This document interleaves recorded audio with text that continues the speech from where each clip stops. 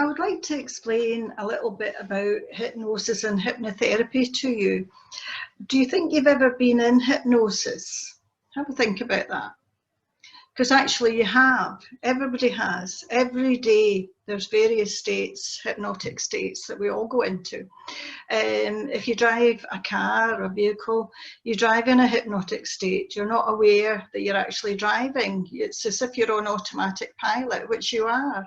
But remember, when you were learning to drive, you were taking lessons and it was very conscious. You were having to really think about every step you took. But eventually what happens is you take lesson after lesson, and eventually the program of how to drive gets installed into your subconscious. Your subconscious is a bit like the hard drive of a computer, where all your habits and everything you've learned that it's got in there is programmed in there. So how to drive gets programmed into your subconscious after you've taken so many lessons.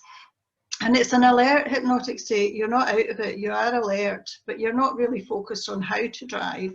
You could be thinking about something else, something you're doing later on. You could be chatting to somebody. You're not aware you're driving at all. So that's what makes it a hypnotic state.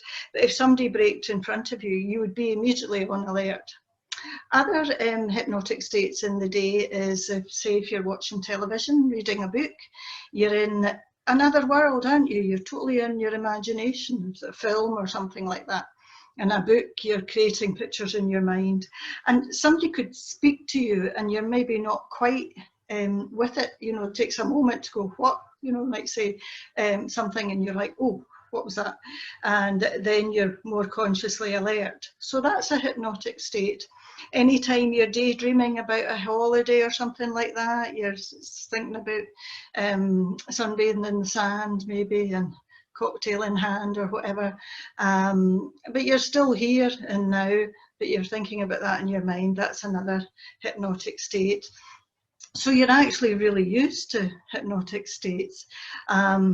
Difference with hypnotherapy is that in hypnotherapy, I would help you into a relaxed hypnotic state, and in that relaxed hypnotic state, your conscious analytical mind takes a back seat. It sits back a little, it's not quite so dominant. So that then allows new ideas to get into your subconscious, because it's actually quite difficult to get new ideas into your subconscious, because your conscious mind is a bit like the gatekeeper. It sort of analyzes everything and doesn't allow ideas in, new ideas in, particularly if what's in the subconscious contradicts it.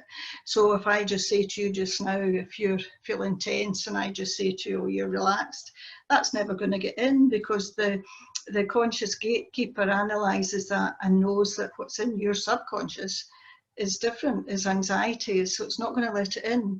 But in hypnosis and hypnotherapy, as you're relaxed, as I mentioned, your conscious analytical gatekeeper takes a back seat and the new suggestions can get in, and you'll accept them if they're right for you. If they weren't right for you, you're not going to accept them.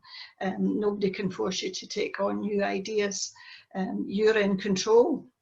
But hypnotherapy, it's lovely and relaxing feeling as well, and it's a good way to get new ideas into your subconscious.